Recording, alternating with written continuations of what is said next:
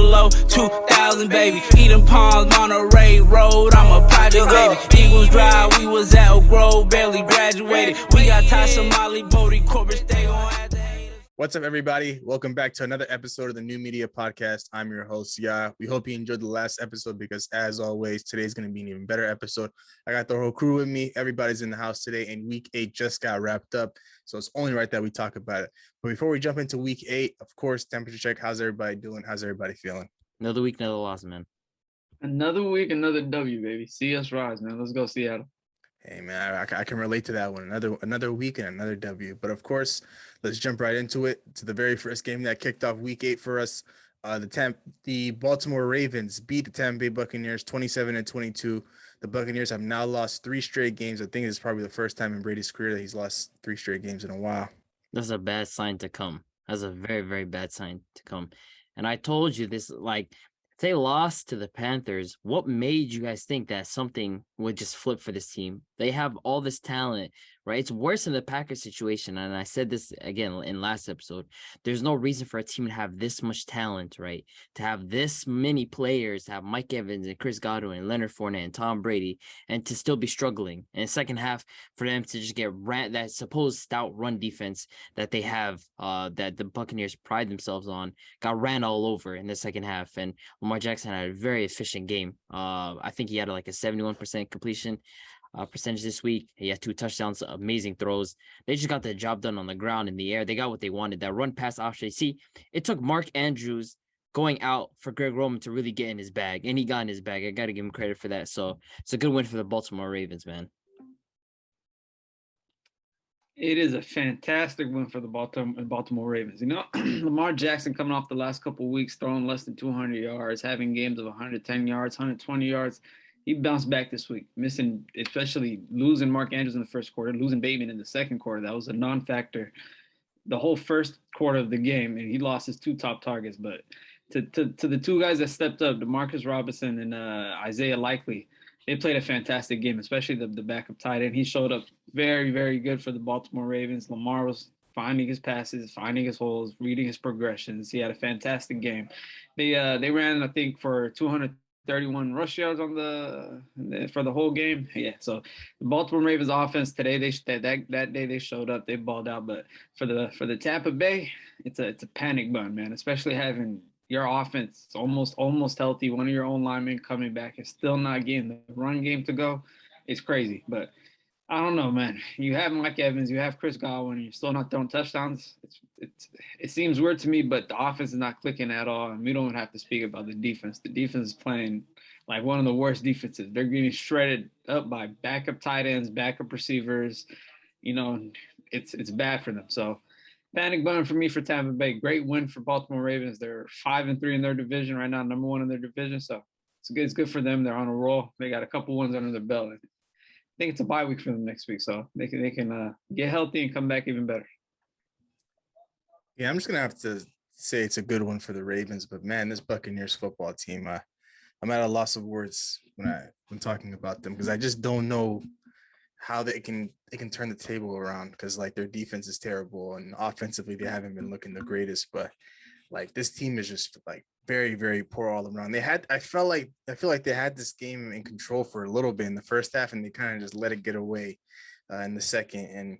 And Lamar Jackson, he took advantage of the opportunity and he stepped up to the occasion, and he got his team to win. So I got to give him credit there. But this Buccaneers team, of course, we're hitting the panic button, but at the same time, we do got to understand that they play in the one, if not the weakest division in football right now, where the Falcons are at the top at 4-4. So with the Saints being banged up and getting their guys back, I mean, the Tampa Bay Buccaneers will probably end up winning this division, but maybe with like a 9-8 record. So it won't look too good. But in terms of, being successful in the playoffs, I don't know what this team can do right now. So I'm very worried about this team, but good one for the Ravens. We'll go ahead and move on to our London game. The Denver Broncos beat the Jacksonville Jaguars 21-17. I believe Latavius Murray scored the game-winning touchdown on a 2-yard run. Broncos country, let's ride. Trevor Lawrence, sorry.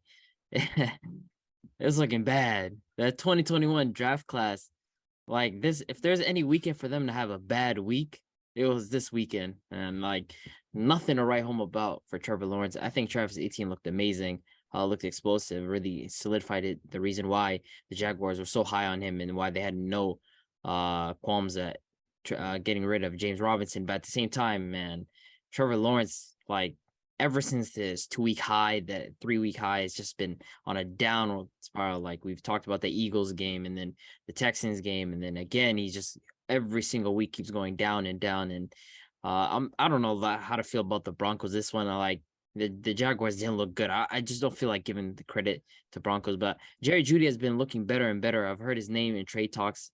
We have to wait and see what's going on with that. I wish the Packers could go and get someone like Jerry Jeudy, but I guess the Broncos they can take this win, but I'm still not high on them. I'm not sold at all. I'm gonna give my respects to the Broncos defense. They've been playing phenomenal on that side of the ball this whole season. You know, the offense for them it's still looking at it's not, to me, not good. But yeah, speaking about Trevor Lawrence, man, last 4 weeks for him, it has been some basura and some trash. A lot of turnovers, a whole lot of none coming from him, and whole lot of none producing for his receivers. And Etienne Jr., man, been very high about that guy. He stepped up 156 rush yards, couple catches, had a touchdown. But when you got to rely on your number one pick quarterback, franchise quarterback that they drafted to show up in a game that they needed to win, he didn't do that, and it's very, not too well. So we got to put the high down on Trevor Lawrence. We got to throw him down there in the Mac Jones category where where they on the edge, but I don't know about the Broncos. I can't say much for them. 3-5 looking in, but not too much for me. Hey man, don't disrespect my boy Mac Jones, but we'll go ahead for this game specifically. I don't know. The run game was working for the Jacksonville Jaguars, but the passing game was just not existent. And I've said this in previous weeks, previous episodes. We have to pump the brakes on Trevor Lawrence. Said that 3 weeks ago, and look where we are now. After the very first 3 weeks of the season, he's cooled off heavily. And this Broncos football team, they needed to win, and they needed to win badly, and they got it. But it wasn't really the prettiest game. Russell Wilson didn't necessarily have the greatest game, 252 passing yards, a touchdown, and a pick, but the run game wasn't really that successful. But at the end of the day, they made some crucial plays down the stretch to get them this win. So overall, it's still a very, very good win for this Broncos team sitting at 3-5. But what does that mean for their playoff hopes and the outlook of the rest of the season? Doesn't really mean much, but I guess it's a good win. We'll call it a good win for them. We'll go ahead and move on to a thriller from this matchup. Nobody would have expected this. The Atlanta Falcons beat the Carolina Panthers in overtime, 37-34. I know we all saw that DJ Moore touchdown, man. Yeah, that's legit one of the best throws I've ever seen in my life. Like PJ Walker, we gotta give him respect for that throw. Like even Tom Brady was in the comments, like, "Yo, that's crazy." Hey, I can't like that penalty. That penalty, I don't mess with that, man. Like, and I don't even mess with people trying to blame DJ Moore. Like, bro, like in the moment, you know what I'm saying? You gotta celebrate. Like it's crazy. Some people said that's the first time I see DJ Moore's face. But nah, I mean, that's tough. Like for your kicker to miss, like, I mean, like I would literally just be so heated. You score like a touchdown like that, and like you still end up losing that game. It's just like, what was it for? But I mean, it's good to see DJ Moore back in the fold, man. Like that guy's a very underrated wide receiver, and I wish, again, like I can say this about any wide receiver, that I wish the Packers had them. So it's a good win for the Atlanta Falcons. I mean, Marcus Mariota had a very mixed game, had a couple turnovers, but he also had some touchdowns, and he got guys like Kyle Pitts involved. So it's a good win for the Atlanta Falcons, who sit at top of the division, which we would never have said this in preseason, but here we are. Yeah, not expect the Atlanta Falcons to be sitting at the top of the division week 8, heading to week 9. They're 4-4. It's crazy to me, but Mariota, man, I feel like he played a good game. 300 total yards, 3 touchdowns, 2 interceptions. Not too bad. Kyle Pitts got involved a lot, man, but man, this kicking situation, I feel sorry for the Panthers, man. Especially with the penalty happening, like what, he missed a 30-yard field goal, a 30-yard extra point. It's embarrassing. That's embarrassing for the team. So DJ Moore played a fantastic week. Dante Foreman, 120 rush yards, 3 touchdowns. Whoever had him in fantasy, man, they blessed up, man. They got a big dub from him. But that was Chico. Yeah, Chico. Shout out to Chico, man. He had him. But Carolina, man, I don't know. They fought hard this game. I'm kind of liking their what they doing right now, man. They cleaned house. They traded away a couple players, benched Baker Mayfield, and it's pretty exciting to watch them play. So hopefully they can rebuild and build around this team. Well, the kicker not only missed the extra point, he missed a 32-yard field goal in overtime. Like, he shouldn't have a job tomorrow. But overall, this was a very, very crazy, man. That's yeah, crazy. it was actually pretty hilarious watching it. Like a 32-yard is like a chipper. Like, you're supposed to hit that with ease. That's legit. Like high schoolers can hit that like with ease. Come on, man. Yeah, man. But I mean, at the end of the day, right, the Carolina Panthers, they're not necessarily looking to win, but this game was very, very entertaining. I got to say, of course, the run game is successful, and DJ Moore, one hell of a week, 6 catches, 152 yards and a touchdown. That's another week where he's gone over 100 and scored.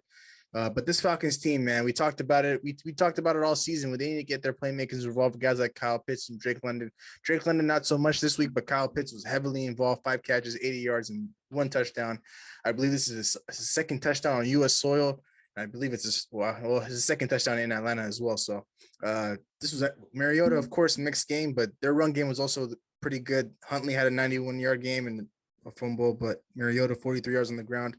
This game was just entertaining, but like nobody would have expected this going into this week. The Panthers now sitting at 2-6. I mean, at the end of the day, you lost a very interesting and high-powered game, but at the end of the day, who cares, right? You're trying to play for that number 1 overall pick. So good one for the Falcons. We'll move on to the next game. The Dallas Cowboys put a beating down on the Chicago Bears, 49-29. Cowboys now 6-2. Well, first, I think we should all give credit to Justin Fields. I feel like for the situation of this game, he actually played a pretty solid game. Like for the amount of pressure that the Cowboys put on him, I feel like he had a good game, in my opinion. He didn't throw for a ton of yards, but for what he was given and for the personnel that he has around him, like from his class, he's been looking like the best quarterback the last 3 or 4 weeks, if we're being honest here. And you guys know we've criticized him a lot for not throwing above 150 yards, but he's been getting the job done recently in terms of his just overall play. So shout out to him. And of course, this Cowboys team, they put a straight beating on these guys. Tony Pollard, when Zeke is out, that guy's just crazy, man. Like this is a glimpse of if Zeke sits, this is what he's capable of. I mean, just complete domination. And of course, you know that defense is what they're gonna do. So of course, the Cowboys are just rolling, and it's a good win for them. So Great win for the Cowboys, especially for Dak coming into the second week. First week he didn't very, show us much, but second week he came in, he balled out. Tony Pollard, 3 touchdowns, 120 yards, and then Dak getting Don Schultz, CD, Michael Gallup all involved in the game. It was just all out offensive galore for the Cowboys and their defense. I know Justin Fields is not surrounded by a lot of talent, but their defense showed up and they put a beating on them. They had, did they have a turnover return for a touchdown with Parsons, right? Or was he touched? No, he returned it back. The funny thing is Justin Fields jumped over him. He should that was a bad moment for Fields, man. He jumped over him. I think he assumed he was already down. But at the same it's a tough moment for them, but all around beating from the Cowboys right now. They're in gear. The offense with Dak right now is moving. Their defense is well oiled. And the Bears, we can't expect much from them. Like I said, rebuild process, let them get a top pick, help Justin Fields out, get him a couple more offensive pieces, and they'll go to work. Yeah, it's looking like they're heading in the direction with Justin Fields to lead the way in their new rebuild because they just traded Roquan Smith today. Last week. That just means that they're gonna go out and like splurge and try to get him weapons at least, or at least try to surround him with talent. Who did the Eagles trade for? Was it Robert Quinn? Robert Quinn. Yeah, I got those two guys mixed up. But yeah, it looks like with the Chicago Bears, their game plan is just to tank this year heavily and get a high pick and use all those draft picks that they've been getting with these trades. And they also, I think, they lead the NFL and with like the most like salary cap wise, they have the most money to spend this offseason. So one thing they need to address is getting Justin Fields an offensive line and some weapons. But overall, I can't necessarily complain about the game that he had, but this Cowboys defense, man, these guys are no joke. They're going to come at you every week. But Tony Pollard, I just feel like he's so fake because he had 14 touches, 131 yards, and 3 touchdowns. That's just video game numbers. Like, I don't know. I don't know. Like, he's very efficient with his touches. I can't lie. Like, he comes in and just takes off. I don't know if he's able to do this as like a true running back one though, but one hell of a performance by him. I can't hate necessarily because you look at his numbers whenever he gets the bulk of the load What do you of the mean he can touches, do it as a true running back one? because these numbers are just not real. Like it's 14 touches, 131 yards, and like 3 touchdowns. Like that's something. Like That's I like some said, like video game if numbers. they can't tackle him, whose fault is it, man? Like if he gets the touches, he's gonna go off. I don't know about all that. He's kind Like of we hot and said, cold. like we said, man, he's a much more explosive running back than Zeke is. That's true. That's true.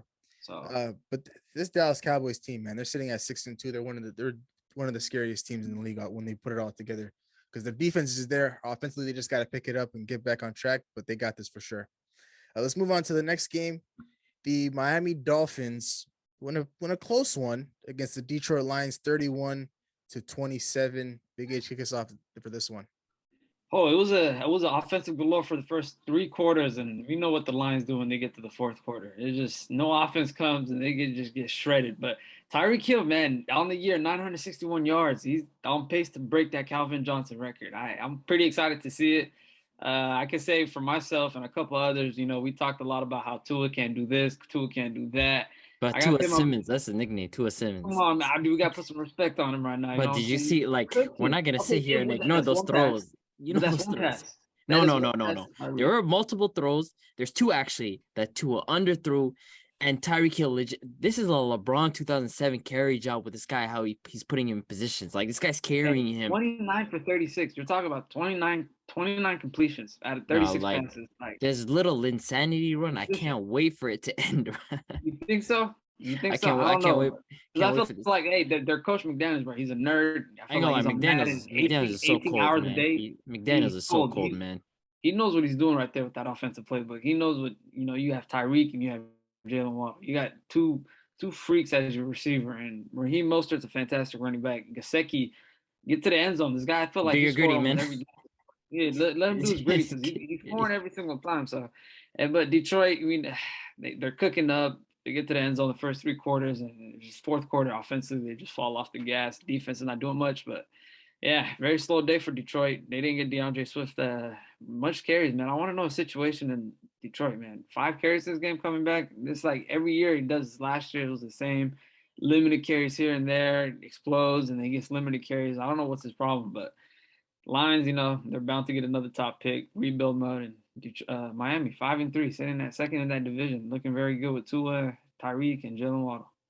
I mean, yeah, that wide receiver pairing is crazy if you're a DB. Like if you see those guys, it feels like every week now they just combine for 200 yards, and it's crazy how 300. Tyreek Hill. Yeah, that's what I'm saying. Like it feels like they can go off for like 150 a piece, and it's just like, damn, like Tyreek wasn't like Tyreek and Mahomes. They don't miss each other.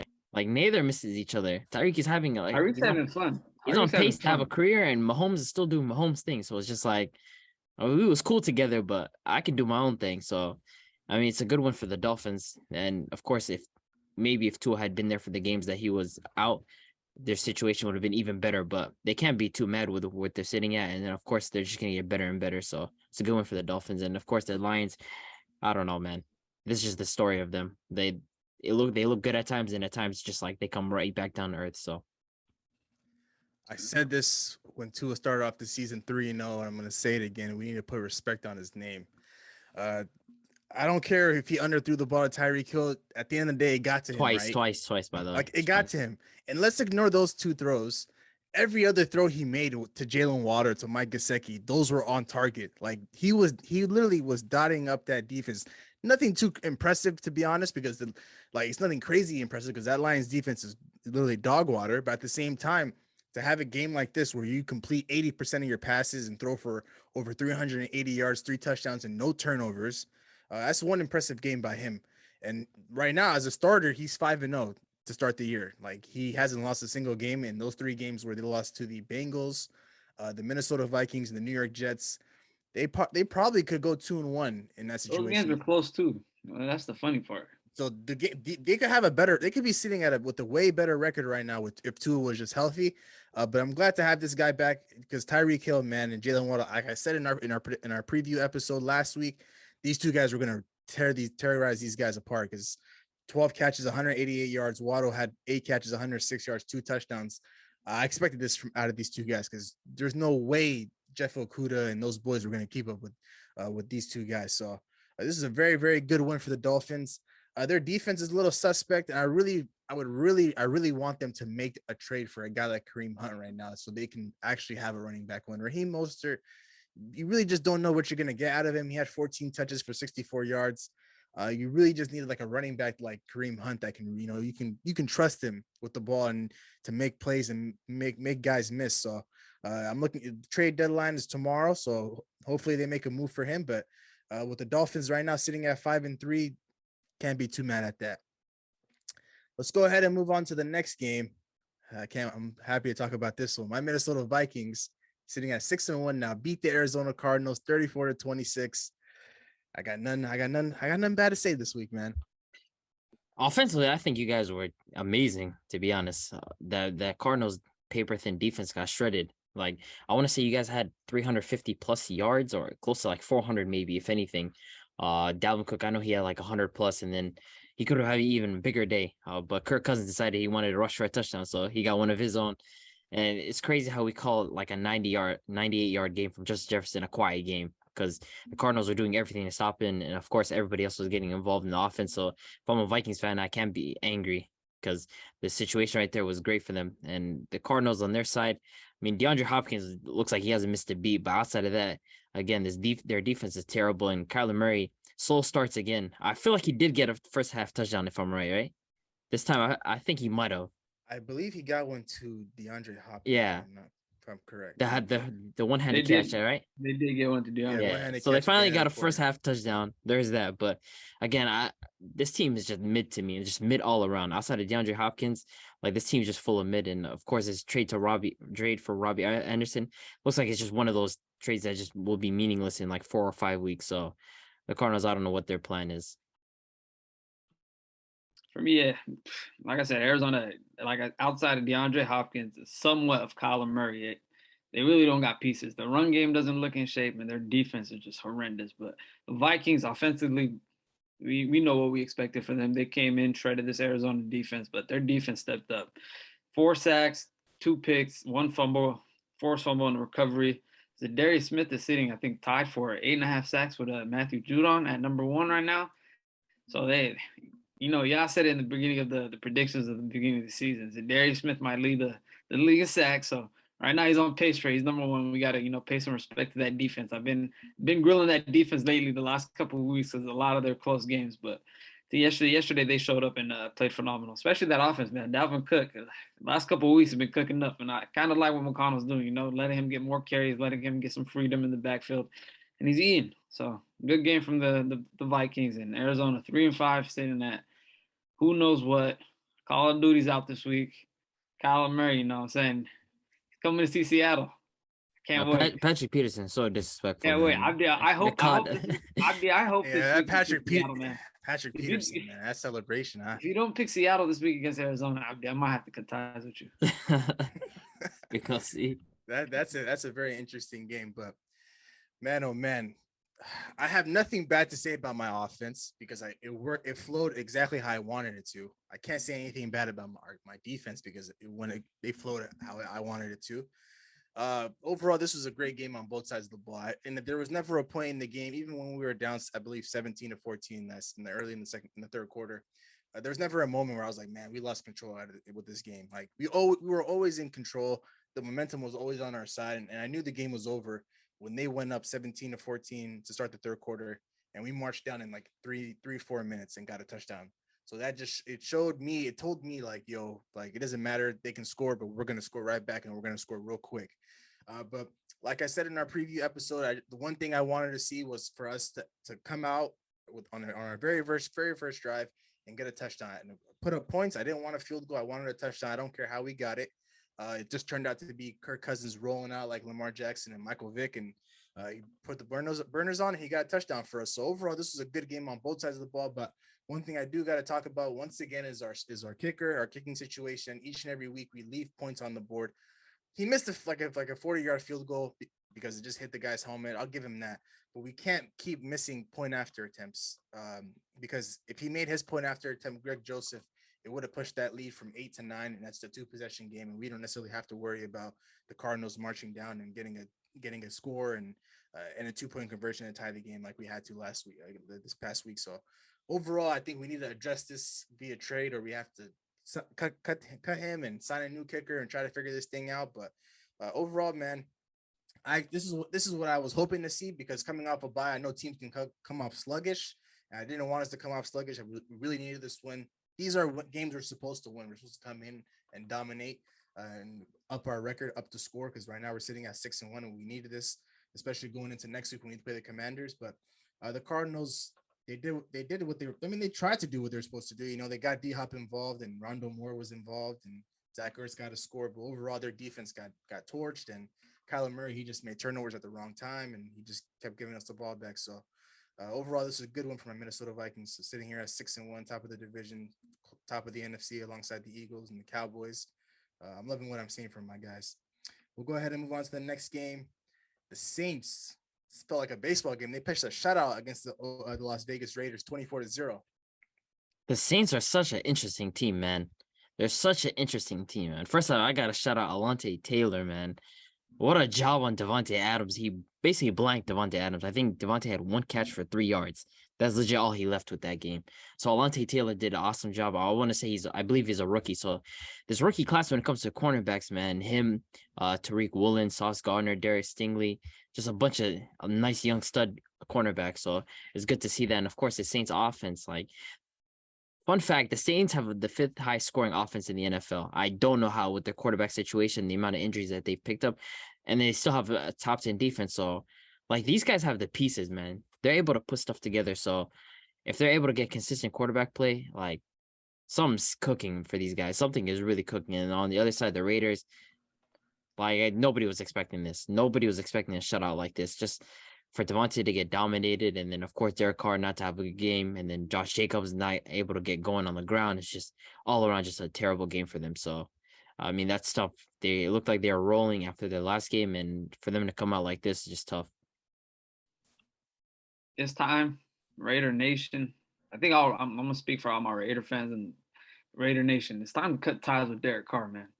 Like 9 years in a row, it's been the same situation every single time. We'll get this guy this. We'll do this for him. We'll do that for him. Every situation he's put in, it's a failure. So I feel like the Raiders, it's time to cut ties with him. And the Saints, man, phenomenal defensive play. They shut down Josh Jacobs, who the game plan was to feed him the ball, but he only touched the ball 10 times. I don't know why he only touched the ball 10 times, but it was bad. So Saints defense, they play phenomenally well.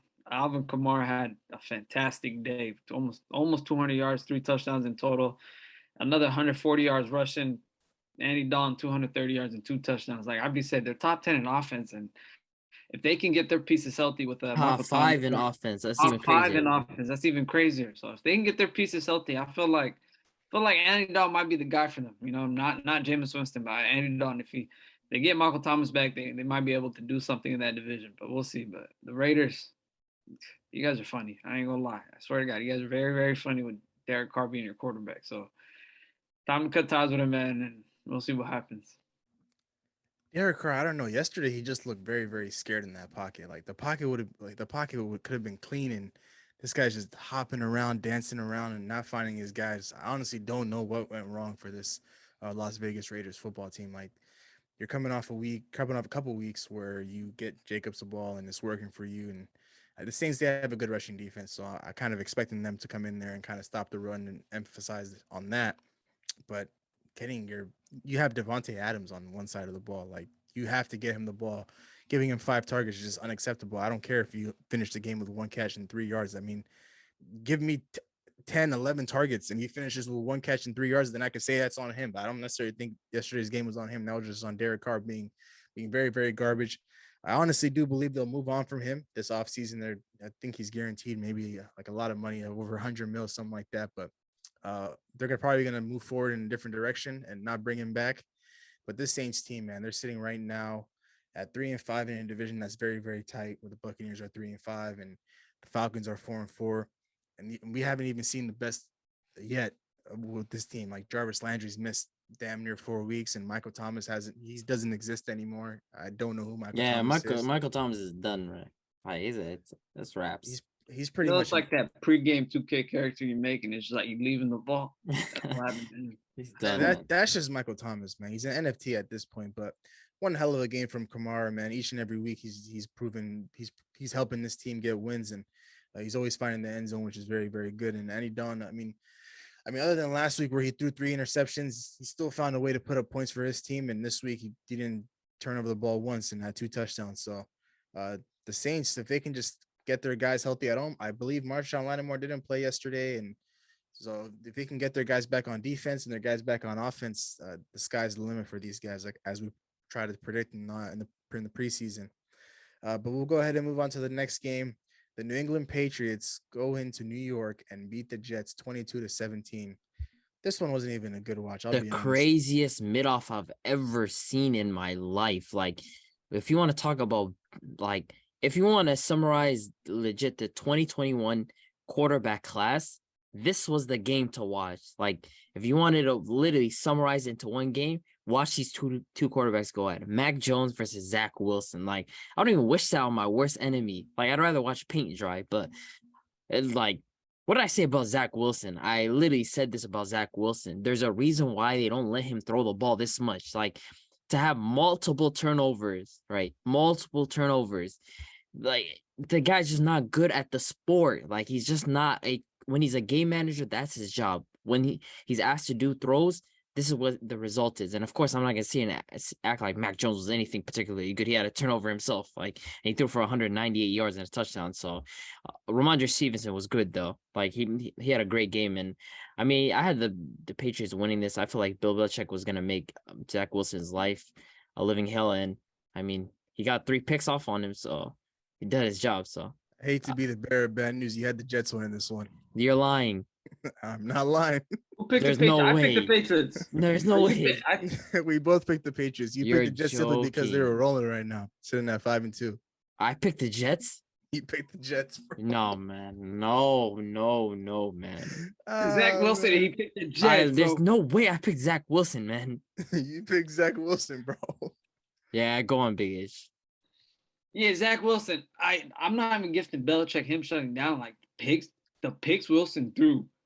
It was just embarrassing. Like, bro, no one's in the territory and he's throwing. The one where he picks. tried to throw it away was the And when he worst tried to pick throw it I've- out of bounds, and I'm like, what are you doing? What are you doing? And he threw a pick. And I'm just like, yo, this guy's intangibles. Like, he really can't pass the ball in situations where he's out the pocket and they're forcing him to throw the ball. And it's bad. It's very bad. And we thought, oh, Michael Carter, James Robinson is going to be that duo that can hold Brees Hall spot. And that run game, it's not going to look good at all. They're going to start blitzing. They're going to start to force Zach Wilson out the pocket and make him make plays. And we might see the Jets lose a couple games the next couple of weeks. But the Patriots, I can't speak for much of Mac Jones because he wasn't even better. 1 touchdown, 1 interception, 190 yards. No, he was better, bro. You just hating now. Yeah, he was better. Okay, I'm okay. He was a little better. You know what I'm saying? But he wasn't the one. They didn't win the game because of him. So Ramondre Stevenson, another fantastic week from him. I don't know, like Belichick, this guy finds these running backs out of nowhere, just like he does with the cornerbacks. James White, these random ass running backs where he picks up 5th round and puts them in, and they do everything. They can pass, they can block, they can catch, and they cook up. So shout out Belichick again for finding this guy. And I feel like this is the way they're gonna go. Just rely on their defense and run the ball heavy and see where it takes them. I picked the Patriots simply because I knew Bill Belichick was going to come into New York and he wasn't going to let this Jets team beat him. It's simply because, these two teams, they go way back. And of course, the Jets they were sitting at 5-2 coming into this one. I know Belichick was licking his chops coming into this week because he simply wanted to end their run. That's exactly what he did. Mac Jones didn't have the greatest game in terms of numbers, but he did what he was supposed to do outside of that bad interception that he threw. He completed 68% of his passes, 194 yards and a touchdown. And of course, Ramondre Stevenson on the ground and running the ball and catching the ball, he was successful. But the Jets and Zach Wilson, these guys are going to struggle simply because they don't have a guy like Brees Hall in their backfield anymore. And James Robinson, he's a very talented running back, but I don't think he can replicate what Brees Hall was doing for this team. And eventually they're going to have to let Zach Wilson air the ball out, which he did a little bit, getting Garrett Wilson involved finally, 6 catches, 115 yards, and Tyler Conklin found the end zone twice, 6 catches, 79 yards. I think the only guy that he's probably beefing with is Elijah Moore, because Elijah Moore, 1 target, 0 catches, and 0 yards. And Elijah Moore said it in his post-game presser. He doesn't know what's going on between his relationship between him and Zach Wilson. He's just not getting the ball. And I don't understand, because he's a talented receiver. But at the end of the day, I think that with the trade deadline being right around the corner, they just might have to ship him off and let him, be successful elsewhere, because it's just not working out right now. But the Jets sitting at 5-3 right now, can't really be too mad about that for them. Of course, Buffalo is going to run away with their division, but they just got to find a way to, keep on fighting with teams like Miami Dolphins and the New England Patriots, because they're right there with them. And we know how talented Miami is. And Belichick, of course, he doesn't have the talented roster, but that guy, he's just never going to go away. But overall, good one for the New England Patriots. We'll go ahead and move on to the next game. I feel like we shouldn't even talk about this one. The Eagles move on to 7-0. They beat the Pittsburgh Steelers 35-13. AJ Brown, one hell of a day, 3 touchdowns and over 100 yards. Domination. Straight bully ball. That's big just boy ball. domination. Like, these guys continue to show why they're the best team in the NFL right now. Like, they're just running through people. And AJ Brown, what a monster game. Like, I feel like in terms of like targets, because they're a little bit more run heavy and a little bit more less passes in the offense. Of course, it feels like he's had some quiet weeks, and then to come out this week with 3 touchdowns and 100+ yards, just straight bully ball. And it just felt like nobody, like, it was a lot of them were on like Minkah Fitzpatrick. Like, he had no way of stopping him. So of course, we don't have to talk much about this game. The Eagles are just continue to roll, and I feel like with their schedule, because they have a very weak schedule, so they have the chance to go undefeated, and it's very possible. So, I mean, good luck to them, man. Yeah, AJ Brown came in there and just said, "Yeah, 1-on-1, I'm a man. You're my son." He just sunned them. That's what it was. 3 touchdowns in the first half, 140-something yards. It was beautiful to see, man. And the Steelers, Kenny Pickle and Najee Harris, big No.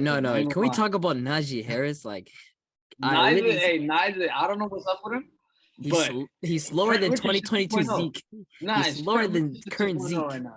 Trent Richardson 2.0. Like, he's slower than Zeke right now.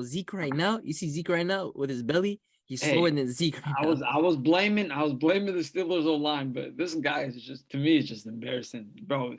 There was a pass to open field where he had 360s and waited for 3 different defenders to come to him, trying to make. He cut back. He cut to the left, and he tried to go for cut left, cut right, cut left, cut right. I don't want to speak about the Steelers. I ain't gonna lie. I don't want to speak about the Eagles. 7-0, man. The best team in the NFC. They might go undefeated. Who knows? Because they have one of the easiest strengthened schedules left. One of the very easiest schedules left. So they're looking good, from the pass game to the run game to their O-line to their front 7 to their cornerbacks. All play styles for them are playing well. They're hitting stride right now. So we'll see for them, man. They're looking like one Super Bowl bound team if it keeps up like this. So we'll see. The Eagles sitting at 7-0. Of course, I'm going to respect that. I got nothing to say about this game in general. Of course, you guys said everything I was going to say. They came in there and they dominated as we expected. But I want to talk about this Eagles record and their upcoming schedule. Like, literally, they don't play anybody good up until, I believe, the New York Giants. They play in December. They play with the Cowboys in December, and then of course the Giants again. But I don't know how legit can we call the Philadelphia Eagles right now, sitting at 7-0. Like, how legit can we call the rest of the teams? I mean, it depends. You think the Vikings are legit? Do I think my team is legit? Yeah. I wouldn't go ahead and sit here and say we're Super Bowl contenders, but I think we're probably one of the best teams in the league. But it's not. I mean, like, if they no. I mean, if they beat Shell, though, like, the landscape of the NFC, we like. Doesn't matter. They're 100% the best team in the NFC. Yeah, so does it really matter if they're legit though compared? I mean, if you think about it, like, the NFC this year, like, outside the Eagles, it's kind of a drop off. I feel like the Niners are the only team that can compete with them if they're healthy. Other than that, I don't know. I mean, I agree there. The Niners are a complete team, and like, that's no disrespect to my own personal team. I just feel like I wouldn't necessarily call it Super Bowl contenders, but I'm not sitting here trying to call the Eagles frauds. Of course, 7-0 is no, it's not easy at all to do this in the NFL, and any given Sunday is a real thing. And so I mean, overall, it was a great win, and the Eagles are going to keep marching on. But I really want to see this team get tested. And I feel like the one team that can really test this team is the Dallas Cowboys. So we're going to have to really wait and see in December when those two teams match up. They didn't have Dak Prescott in that last matchup where, when they're playing in Philly.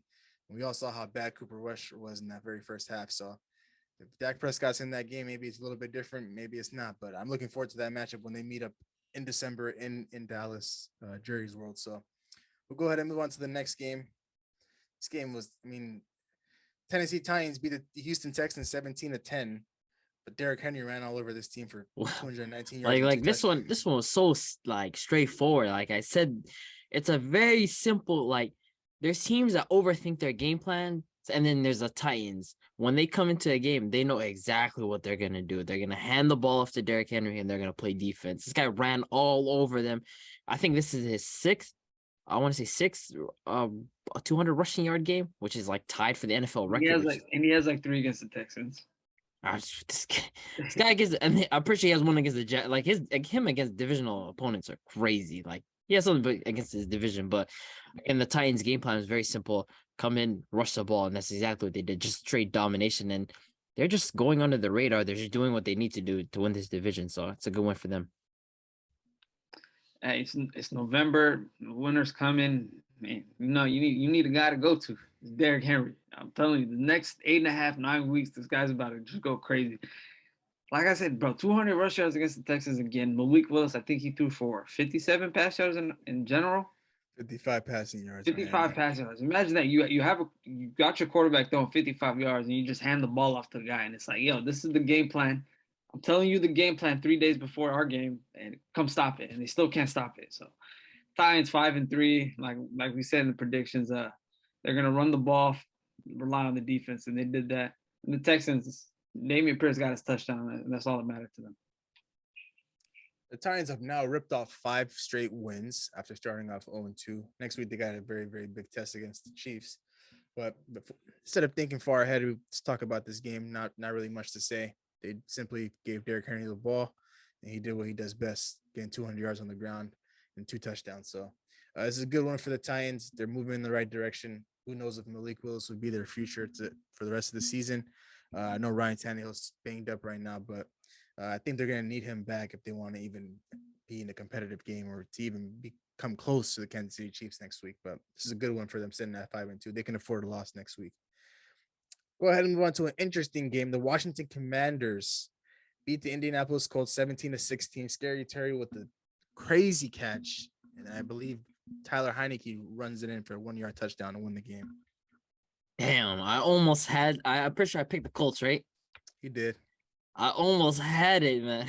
But Jonathan Taylor, what's going on this year? Like I don't know. Like I feel like I do believe he is dealing with injuries, but it's just like that Jonathan Taylor that we've been accustomed to seeing for the last 2 years from his rookie year and his sophomore season. It's just, I don't know. Like you guys remember when Deion Jackson came in and then he just started playing great, and his offense, Sam Ehlinger, 200 yards, those like scoreless yards. It's just this team is uninspiring, to be honest. This Colts team just they benched Matt Ryan, and it's not like anything suddenly just went way better for them. And of course, Taylor Heineke, I gotta give him credit, man. He's getting Terry McLaurin involved, and we saw under Carson Wentz, Terry McLaurin was just a shadow of who he was, and then now with Taylor Heineke back in, like he's been getting involved, and it's a nice win for the Commanders, because like for their wide receiver one to be able to get involved is very important to them. And I mean, of course, we can say like what is their direction, what plan they are, but again,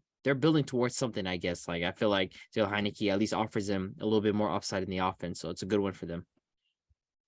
And good comeback from the Commanders, man. I ain't gonna lie. I thought the Colts were gonna pull this one out till the fourth quarter, and then Heineke started letting the ball loose. And he got Scary Terry involved. 6 catches, 113 yards, and we haven't seen that with Carson Wentz whatsoever. So the Colts, Jonathan Taylor and this offensive line has not looked fantastic this year at all. Frank, I cannot pronounce his last name. What's the head coach? Frank Heinrich or Frank Reich or something? Yeah, something Frank like Reich. that. This is like his eighth starting quarterback in like 3.5 years, 4 years. Man, it's crazy. I feel like he's the problem. He can't find a quarterback to fit the system. He's switching the offensive lineup, and it's messing up the talent they have on that side of the ball with Taylor and Pittman. So I don't know the direction they're heading to, but good one for the Commanders. Abdi, you called the Commanders win last week against Green Bay a fluke, which is why you picked the Colts. But thank you for that. Carson Wentz, before I talk about this Commanders team, Carson Wentz will not be a starting quarterback in the league next year, simply because of what Taylor Heineke's doing with this team.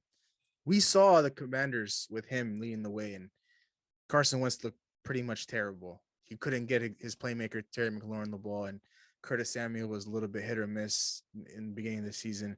But now that Taylor Heineke, he has his team rolling. He's familiar with all these guys, so he came right in. He's familiar with the system, and he did what he does best. You got to get your best playmaker the ball. And Terry McLaurin got the ball a lot, 6 catches, 113 yards, and made one hell of a play to seal him that win. But this Colts team, I don't know what the outlook for them for the rest of the season is. Jonathan Taylor is just not that guy, not who we think he is. I think I said a little bit about him to start the year in our preseason predictions, and in those episodes when I was comparing him to guys like Dalvin Cook. This guy is just not it. And we can blame the offensive line, and we can blame the quarterback and the head coach. Jonathan Taylor has been poor this entire year, and that's because he relies heavily on his burst instead of making guys miss and finding the right holes and stuff like that. So as a fantasy owner, I'm very, very frustrated, as you guys can tell, but overall I picked this Commanders team to win, so it's a very good win. We'll go ahead and move on to another interesting game. The San Francisco 49ers once again get the best of the LA Rams, 31-14. Christian McCaffrey with the trifecta, man. I mean, was there any doubt? Like, when these guys see the Los Angeles Rams, some like awakens in them. Like, when they see them Rams, like something is different for the Niners. And like, I feel like this offense is just starting to click. Like, Kittle got a touchdown. Ayuk got a touchdown. McCaffrey, we know he did a trifecta. And then Jimmy G, nice little 2 touchdowns, a clean game. And this Rams offense just like, this Rams is horrid to watch, man. This offense just stinks, man. And it's bad when Cooper Kupp has just been quiet the last like 2-3 weeks, just getting his 80 yards, 70 yards. It's a bad sign for his offense. They can't get anything on the ground. Matthew Stafford doesn't look good. And it's looking like it's not even a Super Bowl hangover. They just sacrificed everything to win that Super Bowl, and it's come back to bite them. Like, there's nothing left for this team. There's no juice left for them. And the Niners offense it's getting scary. If these guys can get healthy on defense, man, sky's the limit, because with McCaffrey in, you could just do about anything. Like, imagine the offense with a healthy Debo, Ayuk out there, Kittle out there, and CMC. Man, that's scary. So it's a good one for the Niners. Great one for the Niners, man. They went to LA and just dominated the Rams. They dominated them. So McCaffrey, man, my guy came in with the trifecta with the passing touchdown to Ayuk, and then just the receiving game for him. 8 catches, 94 yards, 94 rush yards. He just had a fantastic game overall. And I want to speak about this so-called good Rams defense and Aaron Donald, being this so-called one of the best defensive players in the game. But I feel like these last couple of weeks he's been a no-show, and he hasn't really done much on that defensive end, especially Jalen Ramsey too. I feel like they've just been getting torched. They're not helping out. They got their payday. They got their ring. So I don't think they care about football anymore. And speaking about Kupp, him coming in with an ankle injury, then re-injuring the ankle, it's not looking good for that offense. So good one for the Rams. They're saying not good one for the Rams. Good for the Niners. They're saying that 4-4. And it's a panic bump for the Rams, man. They gave up everything for that championship, and then no OBJ, no Von Miller. They lost a lot of other key pieces, and it's like, what do we do now? So tough for the Rams, and good one for the Niners. I just feel like this LA Rams team, they need to make a move for a running back, because they're starting a running back yesterday. His name was Ronnie Rivers, and I'm sure none of us know who that guy is. I honestly Another one of them dudes that just be spawning, man. This dude really just spawned in and started. Who is that, bro? Who is that? I honestly don't know where this guy came from. This is actually ridiculous, bro. He led the team with 8 touches for 21 rushing yards. Wait, what happened to Darrell Henderson? What happened to him losing touches? First of all, I don't know. Like, they had in the beginning of the year, it was Darrell Henderson and Cam Akers, but then they decided to go with Henderson because Cam Akers can't really run pass block. But then I don't know. Like, these last couple of weeks, they put Akers on the shelf, and now they're going to a guy named Ronnie Rivers. I've never heard this guy a day in my life, but I don't know what it is. I don't know what Kyle Shanahan says in the locker room. I don't think he says anything at all. But when these guys play the Rams, it's like a different energy. It's like a different feel. Like it's Rams week, and these guys lock in as soon as the game ends on Sunday, and they know they play the Rams next week. It's like Monday. It's just strictly business all the way leading up to Sunday because, like I said in our preview episode, whenever these two teams match up and these two head coaches go head to head, Kyle Shanahan and his Niners football team always get the best of this Los Angeles Rams team. And of course, we always go back to that NFC Championship game last year where Jaquiski Tartt dropped the interception. We all know if he catches that interception, there's a different champion, reigning champ. It's not going to be the Los Angeles Rams. So overall, man, this is a very, very scary Niners football team because, they didn't even have Debo out there. And Ayuk was still able to eat 6 catches, 81 yards. And Christian McCaffrey was doing his thing. And George Kittle found the end zone. He's starting to get more and more involved. This Christian McCaffrey trade, man, they traded everything. They threw the kitchen sink at the Carolina Panthers. And I believe it's working out for them right now. And I believe it'll work out for them in the long run if this guy can just stay healthy. Because what you can do with him in your backfield and in the receiving game, not a lot of running backs can go out there and do that. And then you throw a lot of guys like Debo in the mix, and this Niners group is very special, which is why I believe, even though my Vikings are sitting at 6-1, they're the team to be in the NFC alongside the Philadelphia Eagles sitting at 7-0, because those two teams, even though a guy like Jimmy G is a starting quarterback, he's a game manager and he can game manage a game. And if you give your playmakers the ball, Christian McCaffrey and Debo and Ayuk and Kittle, alongside that defense that's going to always keep you in the game, that's a recipe for success. So this is a good one for the Niners. They needed this one. 2 bad losses coming into this one, and the Rams sitting at 3-4. Will they make the playoffs? I don't think so. I don't think they're making the playoffs this year, man. I got to go ahead and say that. We'll go ahead and move on to the next game. The Seattle Seahawks beat the 6-1 Giants 27-13. The Giants, man, they looked unrecognizable coming into this game, man. You the Niners fan, kick us off. You the Seahawks fan, kick us off. I feel like this game right here, we came in, we played our best all-around game from our special teams to our defense to our offense. First of all, I got to shout out our special teams, man. They set us up in the end zone twice off fumbling off of, what's his name again? Richie James Jr. or something? Yeah, that guy was terrible for the Giants, but shout out to our special teams. They put us in good position for the offense. Geno Smith, he did what he had to do. 2 touchdowns, 230 yards. How much rushing yards did he have? Another 30 rush yards. He played fantastic. We had an okay game with Kenneth Walker, but our defense held Daniel Jones and Saquon to minimum, especially Saquon with 20 carries and 53 rush yards. So Daniel Jones, heading into the second half, into the third quarter, he had about 70 pass yards. So got to shout out our defensive coordinator. We came in with a great game plan. I felt like this was one of our best games overall that we had, sitting at 5-3, top of the division right now. It's beautiful. Everything's hitting stride. So I like what we see. I like what I'm seeing. Can't say for a lot of other people.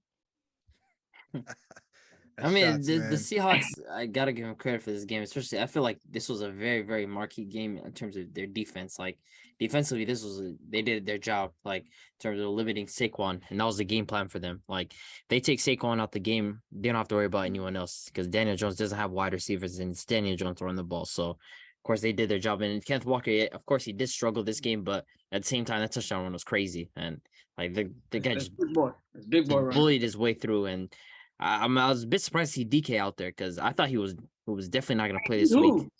Like I was surprised to see him out there. I thought he was off the perks, man. You know that perk Aaron Rodgers was off of, bro. He took a perk, bro. I was surprised he was out there, and he scored a touchdown, right?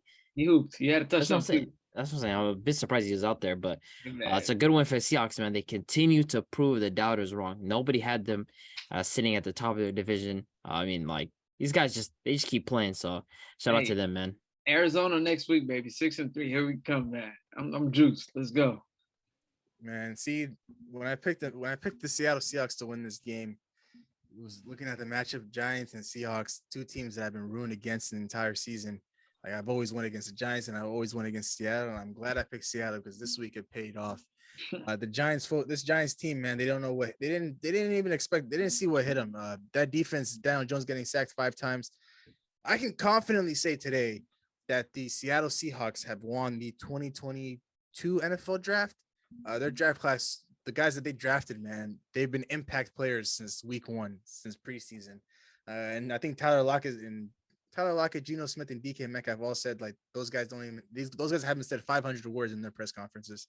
But man, Kenneth Walker had a very quiet game, but man, this guy Geno Smith getting. I really love the confidence. I got to speak about this. I really love the confidence he had in Tyler Lockett to get him that touchdown, because Tyler Lockett dropped a touchdown pass in the beginning of somewhere in the middle of the game. Don't forget the fumble. Don't forget the fumble. So Tyler Lockett was having the worst day ever. He had a fumble, and I think did it put the Giants in red zone position? It put Giants in red zone position for the fumble. Yeah. So he put him in the red zone position, right? And then he dropped like an easy touchdown pass. Another one. Like Tyler Lockett would never drop that ever, right? But Geno Smith, man, there was a clip where he went to Tyler Lockett on the sideline. He talked to him up. He's like, yo, man, so it's all good. Move on to the next play. And what happened when he needed a touchdown? He went to Tyler Lockett, and Tyler Lockett delivered, man. So overall, this is a good one for the Seattle Seahawks, sitting at top of the division right now, 5-3, I believe. 5-3, baby. Hey, man, a team that we thought would never come close to 5 wins this year now has 5 wins 8 weeks into the season. I don't know what y'all talking about. I picked them every week to win. Every week. I said every week they win it. It's crazy, man. But this Giants team, I expected reality to hit him right in the face. So next week, I believe they have an interesting matchup. Not even interesting. They have the Houston Texans, but who knows how that game can go. A good one for Seattle. I'll be reporting live from the New York Giants Stadium. I got y'all. We'll go ahead and move on to the next game. The Buffalo Bills beat the Green Bay Packers 27-17. Put a smile on my face. I'm gonna take my positives from this game. Actually, this was the first game where I can confidently say there were some positives in this game. Definitely not defensively. Offensively, there's positives. I mean, Aaron Jones had a monster game. The guy was just picking up gains every single time, especially in the third quarter. And I mean, the second half, Aaron Rodgers shows people I am not washed. Like some of these throws, like Romeo Doubs, that touchdown catch was just amazing. And then the touchdown pass to Toure, like Aaron Rodgers is far from washed, far from washed. And I mean, it was a concerning second half for the Bills, especially those back-to-back picks for Josh Allen. Like those were huge ones, but of course we couldn't really capitalize on them. And like for me, it's just the defensive coordinator, like, you see Jair Alexander jawing with Stephon Diggs before the game starts, right? These guys are coming out the tunnel just talking straight trash to each other. Like, they're going at it. And it felt like the entire night, Jair and them were going back and forth just talking. You don't have him on Stephon Diggs. You have him on their 6th round rookie with 6 catches on the season. Like, what else can I say about, like, you have an all-pro corner and you decide, nah, I'm going to have this guy on the 6th, and you just watch as Stephon Diggs torches us for 100+ yards, like, and a touchdown. Like, what else can I say about this defensive coordinator? Like, I cannot talk about this guy, Joe Barry, any more than what's needed. He needs to be fired. Like, we can't do anything about this. This defense continually gets torched. Like, so we gave up a 3-and-out first drive, right? We did our job. Cool. They get the ball back. They score on 5 straight possessions. 3 touchdowns, 2 field goals. Like, what can I say, man? But I just hate this team, man. Yeah, you guys going down 24-7. It's just like once they start going and start scoring touchdowns, your offense got to produce. And I felt like it just 3-and-out. They come out, kill your defense, and then the offense comes out. They're already down. It's like there's not. I don't know. There's a lot to go. The second half, like to me, half was better. I feel like the second half was much better from the Packers, especially and it's just like. Like, I feel like there's the personnel, man. Like, Romeo Doubs was like the only guy that's able to catch passes from this team. And I'm tired of seeing AJ Dillon, man. I'm tired. Y'all knows I've been saying this for the entire season. I'm tired of seeing AJ Dillon. This guy runs for 3 yards. I'm tired of seeing AJ Dillon. But Aaron Jones is the one that just, man, I love Aaron Jones so much. But of course, his offense is suffering from a lack of personnel and just talent. But Aaron Rodgers is far from washed. And Josh Allen, like, second half was just kind of stunk it up. But I mean, they still got the win, and that's what matters to the Bills. So that's what matters. But yeah, Aaron Rodgers, man, coming out pre-week, throwing his receivers under the bus, talking about, hey, man, if you can't do your job, sit on the bench. It's like, hey, if you're not doing your job, why don't you sit on the bench? You know, you got to hold yourself accountable. So at the same time, it's just like, there's a lot to go with. Aaron Jones, fantastic game. I love it. Finally give him the ball. 20 carries, 143 yards. He does what he does, supposed to do. But other than that, nothing else exciting from the offense. And the defense, Jair, I'm expecting him to put up a fight, telling your defensive coach, like, hey, I want to go one-on-one against Diggs. Hey, I don't care about the scheme or not. This will, It's not. He's settled for I can guard the receiver too, or I'll stay on this guy, or I'll stay on that guy. other guys are getting torched. Rasul Douglas is getting torched, and it's not fair to him, you know. So we'll see what happens with the Packers. I don't like I said, panic button last week. I don't think they're gonna make the playoffs. It's over for them. But the Bills, good one for them. Second half, not too much, but it didn't matter. I can't. When I was watching the game last night, I was thinking to myself, man, do I come on here and just bash the Packers again? You know, I feel like it's getting old because I didn't pick the Packers to win last night. But I do want to point this out. As bad as the Bills were in the second half, they still were in control of that game. There was a graphic that they showed, I believe, midway through the third or the fourth. Aaron Rodgers has 74 passing yards compared to Josh Allen's 200 yards. So whatever Aaron Rodgers did after, I believe he finished with about 200 plus yards and a couple touchdowns. Those are all garbage time touchdowns and garbage time yards. Those are all meaningless. I mean, they actually weren't though. No, it was meaningless. They were not meaningless. It was not meaningless. Those were meaningful touchdowns. No, especially the Romeo Doubs touchdown and then the Toure touchdown. Like I think it cut it down to at least a 7-point game at one point. So if I'm correct, so it's not meaningless. No, it was pretty. It cut it to 27-17 with like 5 minutes left in the fourth. Yeah, not meaningless. That's not meaningless. It's meaningless points and meaningless yards. Their defense, you know, letting Josh Allen cook up in the first half and they kind of tightened up in the second. I mean, you can only contain a guy like Josh Allen in that offense for so long, and for a guy like Jair Alexander to trash talk Stephon Diggs. I just don't understand like how you can be an elite cornerback and not ask for the wide receiver one on every team in the league. Like, it doesn't matter if you play in the Texans. I still want to guard Brandon Cooks. Like, that's a result of the scheme, though. He can't do anything about that. He can't step outside the scheme and be like, "Yo, I'm breaking the zone scheme and I'm gonna guard whoever I want to guard." Like, he just can't. Like, that's on Joe Barry. And like Joe Barry, like if he had any semblance of a brain, would know. Like, yo, it's an all-pro corner. Put him on their all-pro wide receiver. But no, let me have him guard their rookie. So, I mean, that's just the result of our defense. We're gonna continue to get cooked based on that. I believe Stephon Diggs ended up getting the last laugh. 100 yards and a touchdown. Gabe Davis didn't really necessarily have the greatest of games. Jair did a good job stopping him. And the interception he got towards the end of the game, that's like a gimme from Josh Allen because like the game was already won. And like Josh Allen's just, he's playing and like, Nah, that's a bailout. That's a bailout. No. He's on prime time. He's on prime time. And he's just trying to, put up points and be flashy and make some. You're bailing him out like crazy. No. Josh Allen was always in control of that game. He never lost. No, if it's really the scheme, right? Is Jair really a good man-on-man defender? No, but they've never been like. He's always guarded the number one wide receiver, though. Like he's never been someone. But this guy's just not good, though. Like, I don't want to say he's not good, but I believe he's a little bit overhyped because we saw what happened when he lined up with Scary Terry last week. I mean, that happens though. Are we gonna say Jalen Ramsey's not a good cornerback because he got torched week one? Like it happens. Not necessarily. I mean, I understand that it happens, but like at some point, being the elite cornerback that you are, your assignment should always be the best receiver on the opposing side of the ball. Like, it doesn't matter who it is. But isn't that a question more for whoever is making this scheme? It is a question for the person who's coming up with the scheme on the defensive side of the ball, the defensive coordinator. But at the same time, though, if you're as the leader of this defensive back group, you have to put your foot down, because I understand like every time you line up with the best receiver, you have the chance of locking him up or you have the chance of getting cooked. But you're willing to take that chance because you're the best out of your group, your defensive back group, and it doesn't matter. You're going to live with the results, and they're going to live with the results as well. But for those two guys to go back and forth in the beginning of the game, to running out of the tunnel, and for him not to even attempt to line up on him, I just don't know. But overall, this Packers team sitting at what 3-5 going into Week 9. This is what I expected out of this football team, man. Aaron Rodgers.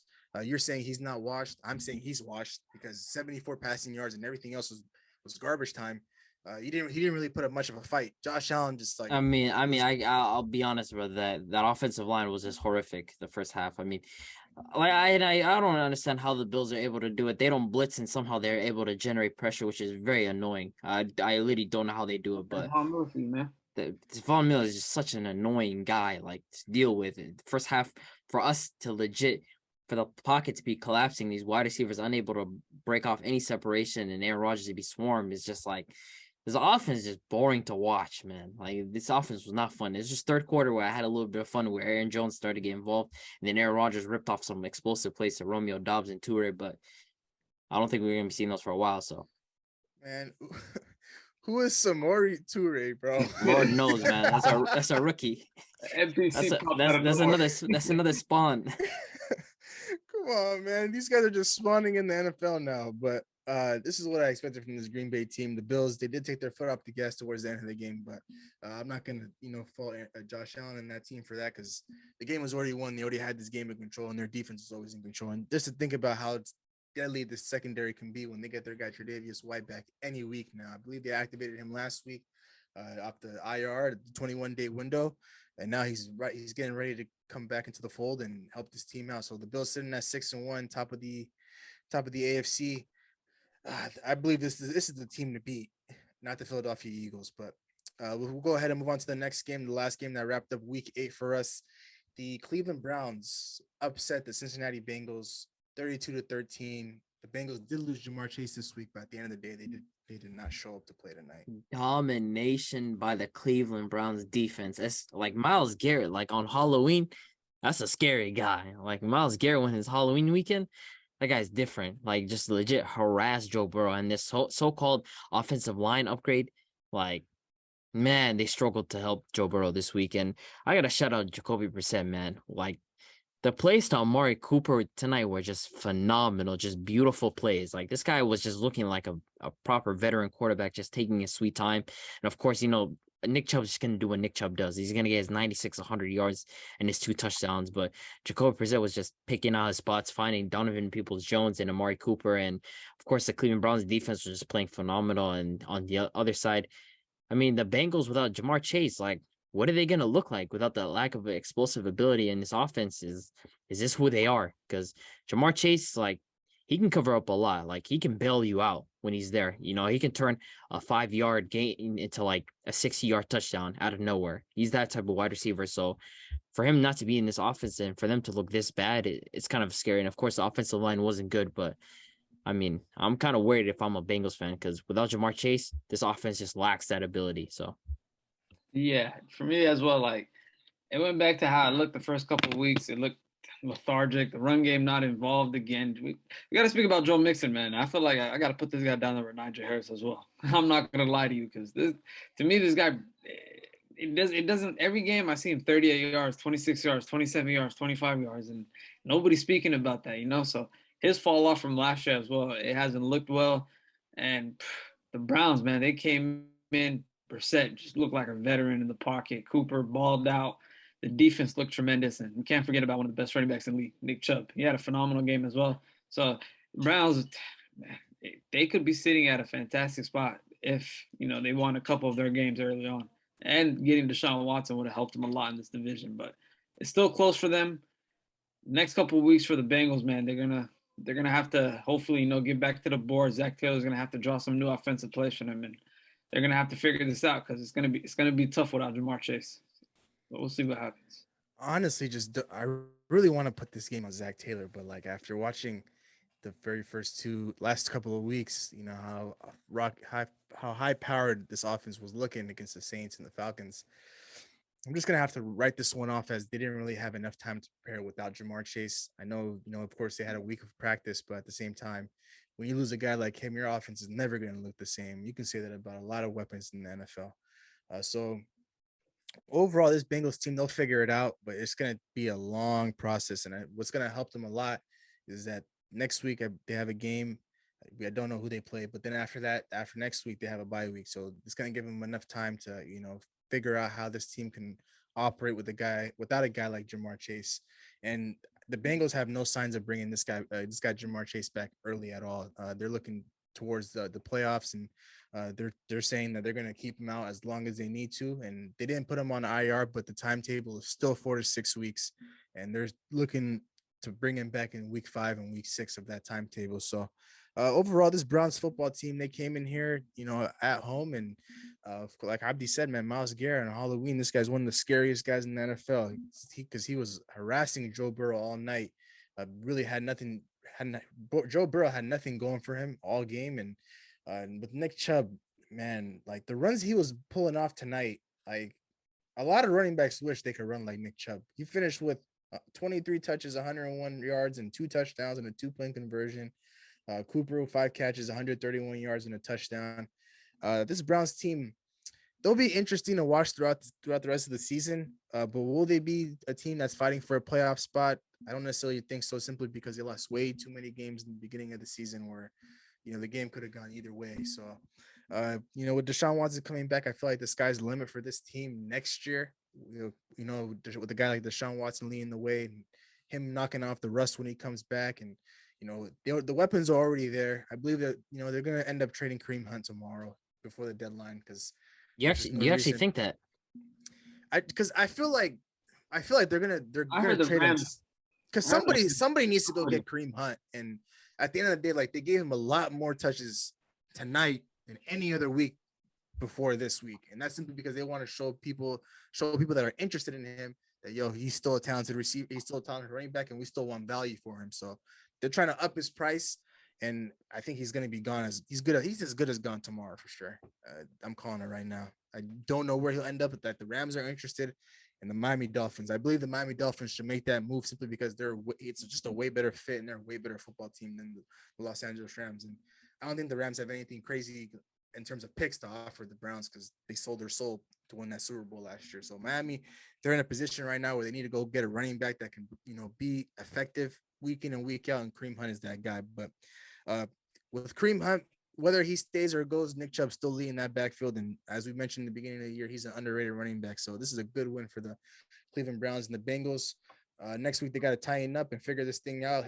Going into the bye, they have the Panthers next week at home. So it could be a get-right week for them, or the Panthers could show up like they did last week against the Falcons and keep it a close game, but who knows? But I believe that wraps up week 8. The teams that were on by the Kansas City Chiefs and the Los Angeles Chargers. So we'll go ahead and move on to our week 8 predictions now and our records. I'll start things off. I never start off with this guy, but Big H finished with the best record this week, 11-4. That's beautiful. I followed that up with the 10-5 record. Abdi was in last with a 9-6 record. So we're all fairly close, but Big H edged it out. We cut the lead on him, though. You feel me? I said guys are I trying to catch up. was gonna cut the lead down by a couple games, but the guys that sold me this week were the Tampa Bay Buccaneers, and the Tampa Bay Buccaneers. Who else sold me? This guy got The Bengals, I guess. No. The Bengals we all picked though, but there's. Yeah. I'm trying to figure out who sold me though. I guess no. Oh, the Falcons. The Panthers sold me. You picked the Falcons to win that game. I picked the Falcons? No, not you. Abdi picked the Falcons. You picked the Panthers with me, bro. Panthers. Okay. But honestly, I don't know where you ended up getting your 11 wins from, to be honest. But yeah, I'm a little lost. Oh, you picked the Ravens. You picked the Ravens alongside Abdi. So the Panthers might cost you, but you made everything else. You won. You got one up again with Abdi with the Patriots and the Commanders as well. So and Seattle, don't forget. Yeah, Brother, I picked Zach Wilson. What is wrong with me? yeah. You picked the Jets simply because they were rolling at 5-2 or 5-1 or 5-2. He forgot they had Zach Wilson and he hated him. I picked Zach Wilson. That's crazy. And you started off today talking about Zach Wilson, crazy, but Abdi's still in the lead at 70 wins, 52 losses, and 1 tie, of course. I'm right behind him at 65 wins, 60 losses, and 1 tie. And Big H is right behind me at 62 wins, 60 losses, and 1 tie. So I still have 8 on Big H. I you have 8 on Big you. H, and you got 5 on me. So it's still fairly close with a lot of football left to be played. And, it's going to be an interesting couple of weeks as I try to close the gap. But any final words before we close this episode out? Man, I hate the Packers. Hey, Seattle looking beautiful right now, man. We got Arizona next week, then we got Tampa. So next 2 weeks can look good. I'm pretty sure if I'm right, we have to play the Eagles or Cowboys next week. Damn. I can go ahead and check that for you right now, man. Damn. Yeah, do Cowboys, me a favor. Go We check can that. go. We can go. Cowboys, no. might have to get. We might have to get. You play the Detroit. You got an easy one. You play the Detroit Lions. In I'll Detroit. take that. I don't think that's the easy one. Yeah. But I'm gonna take that run. In Detroit, though, that's gonna be an interesting one because as bad as that defense is offensively, they can put up a lot of points on you guys. So Who do they have as the favorites in this one? I believe it's Green Bay. Let me see. Then we play the Cowboys, the Titans, then the Eagles. Yeah, Green Bay -3. So Wow. as a betting man, Like I'd we're probably sandwiched between we have the Cowboys, the Titans, the Eagles, then the Bears, then the Rams, and then the Dolphins. Yeah, we're not making the playoffs, man. There's no playoffs in your guys' future. But with that being said, before we close things out, we do have an announcement to make. We appreciate you guys for sticking around to this point of the episode. Of course, everybody wants to hear us talk about basketball, and that's exactly what we're here to do. So we're now officially adding another episode into the week. We're going to be uploading on Saturday or Sunday. We'll figure the schedule out soon, but we're for sure adding another episode where we strictly just talk about basketball. I know all of our Hoop fans have been wondering when we're going to talking about more basketball with the NBA season, here and alive and well. So we're adding another episode into the week. Of course, I know how much you guys love listening to us, so we're delivering on our promise as we started this podcast with. So with that being said, we'll go ahead and wrap things up here. Thank you so much for tuning into today's episode. We really appreciate your love and support. We greatly appreciate it if you like, comment, and subscribe to our YouTube channel at New Media Podcast. For those of you that are watching us on YouTube, all of our social media handles will be in the beginning of this episode. And if you're listening to us on Apple and Spotify, if you go to our Instagram page at New Media Podcast, you'll be able to navigate yourself to all of our social media handles there. So once again, thank you so much for tuning into today's episode. Be on the lookout for that third NBA episode that will be dropping this week. And we'll see you guys in the next one. So peace. Record a new hit, then we making us a film. Wouldn't sign a deal if I got a couple mil. Been in the lab, now they throwing out deals. Me and now Lakes, now that's overkill.